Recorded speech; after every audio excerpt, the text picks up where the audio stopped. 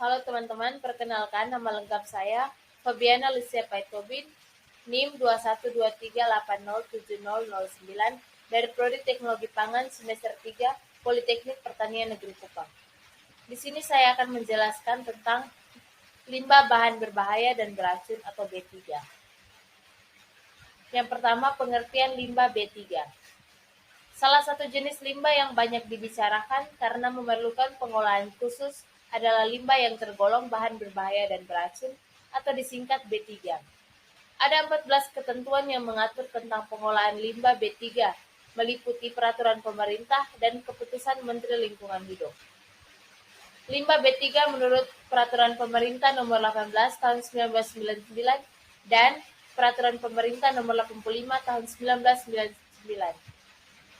adalah sisa suatu usaha dan atau kegiatan yang mengandung bahan berbahaya dan atau beracun yang karena sifat dan konsentrasinya dan atau jumlahnya baik secara langsung maupun tidak langsung dapat mencemarkan dan atau merusak lingkungan hidup dan atau dapat membahayakan lingkungan hidup, kesehatan, kelangsungan manusia serta makhluk hidup lain.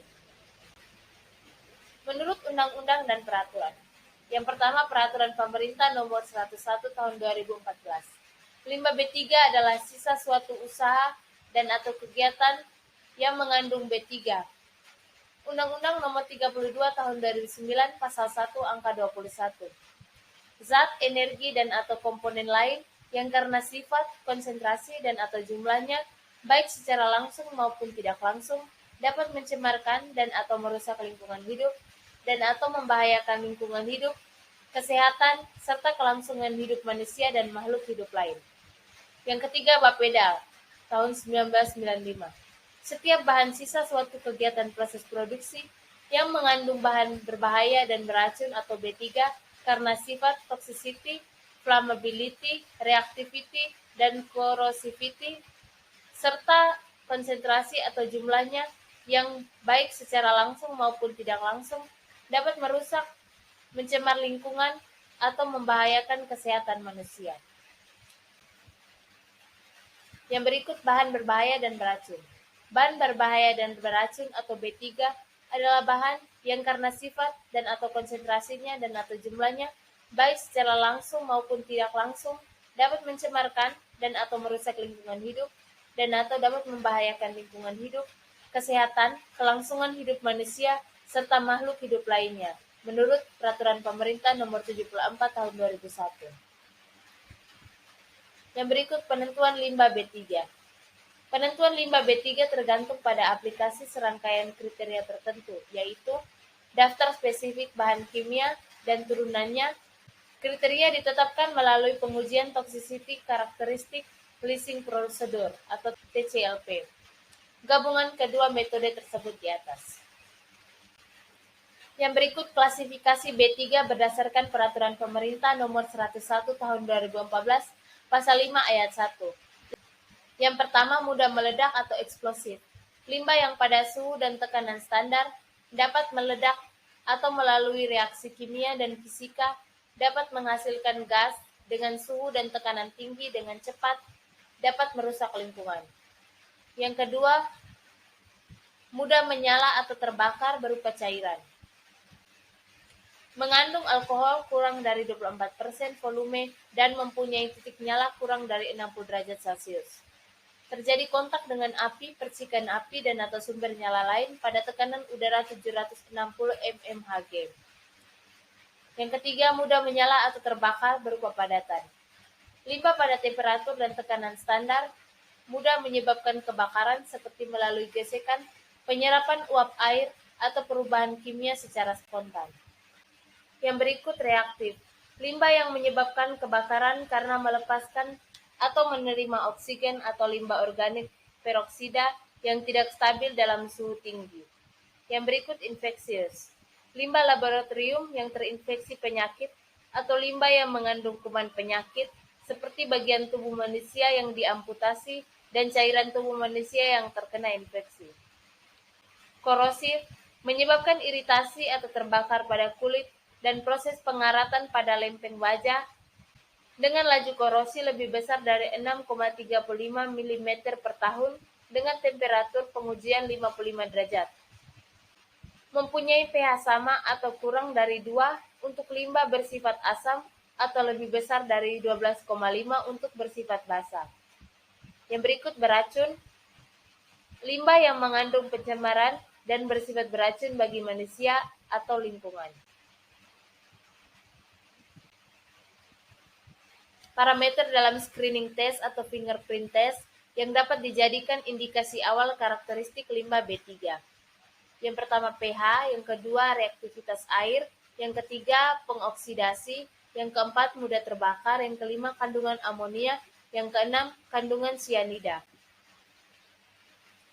Berdasarkan jenis sumber dan karakteristiknya, limbah B3 dapat dikelompokkan sebagai berikut. Yang pertama berdasarkan jenis. Limbah B3 jenis padatan, limbah B3 jenis cairan, limbah B3 jenis gas, limbah B3 jenis partikel yang tidak terdefinisi. Yang kedua berdasarkan sumbernya. Limbah B3 dari sumber tidak spesifik, limbah B3 dari sumber spesifik, limbah B3 dari bahan kimia kadaluarsa, tumpahan, bekas kemasan, dan buangan produk yang tidak memenuhi spesifikasi. Yang ketiga berdasarkan kategorinya menurut Peraturan Pemerintah Nomor 101 Tahun 2014. Limbah B3 kategori 1 yaitu limbah yang resikonya berdampak secara langsung terhadap kesehatan manusia. Yang kedua limbah B3 kategori 2 yaitu limbah yang resikonya dapat berdampak secara langsung terhadap kesehatan manusia, juga dapat berdampak terhadap lingkungan. Yang terakhir, limbah non-B3. Prinsip pengolahan B3. Yang pertama, jangan memproduksi limbah B3. Yang kedua, minimisasi limbah B3. Yang ketiga, reduction, recovery, reuse, dan recycling. Keempat, pembuangan secara aman atau tidak membahayakan kesehatan masyarakat dan lingkungan hidup. Penanganan limbah B3 terdiri dari yang pertama, penadaan limbah B3, yang kedua, kemasan limbah B3, yang ketiga, penyimpanan limbah B3, yang keempat, pengumpulan limbah B3, yang kelima, pengangkutan limbah B3. Label dan simbol. Pemberian simbol dan label pada setiap kemasan B3 dimaksudkan untuk mengetahui klasifikasi B3 sehingga pengelolaannya dapat dilakukan dengan baik guna mengurangi risiko yang dapat ditimbulkan dari B3. Yang pertama label, tulisan yang menunjukkan antara lain karakteristik dan jenis bahan kimia berbahaya dan beracun. Yang berikut PPRI 74 tahun 2001. Mudah meledak atau eksplosif, pengoksidasi, sangat mudah sekali menyala, sangat mudah menyala, amat sangat beracun, beracun, berbahaya, korosif, bersifat iritasi, berbahaya bagi lingkungan, karsinogenik, teratogenik, mutagenik. Berikut disajikan tabel menurut NFPA 704M. Identifikasi dan pelabelan wadah atau kemasan bahan kimia berbahaya. Kelas 3, flammable liquid atau cairan yang mudah menyala, bahan kimia cair yang mudah terbakar. Contoh asetonitril, aseton, CS2, LPG. Kelas 5, oxidizing agent inorganic peroxide, cairan yang mudah menyala, contohnya kalsium hipoklorit, H2O2, asetil peroxide. Kelas 6, bahan beracun atau toxic atau poison. Bahan kimia beracun atau toxic substance.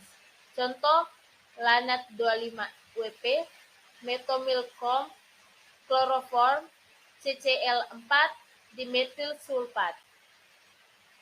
Kelas 7, bahan radioaktif atau radioaktif material. Bahan radioaktif adalah bahan kimia yang mempunyai kemampuan memancarkan sinar radioaktif dengan aktivitas jenis lebih besar dari 0,002 mikrocurie per gram. Kelas 8, bahan korosif atau corrosive substance, yaitu bahan kimia yang dapat mengakibatkan kerusakan apabila kontak dengan jaringan hidup atau bahan lainnya. Contoh asam asetat, HCl, H2SO4, HNO3, NaOH, KOH, NH4OH. Demikian sedikit penjelasan mengenai limbah bahan berbahaya dan beracun. Mohon maaf apabila ada kesalahan kata dalam menjelaskan materi ini. Terima kasih.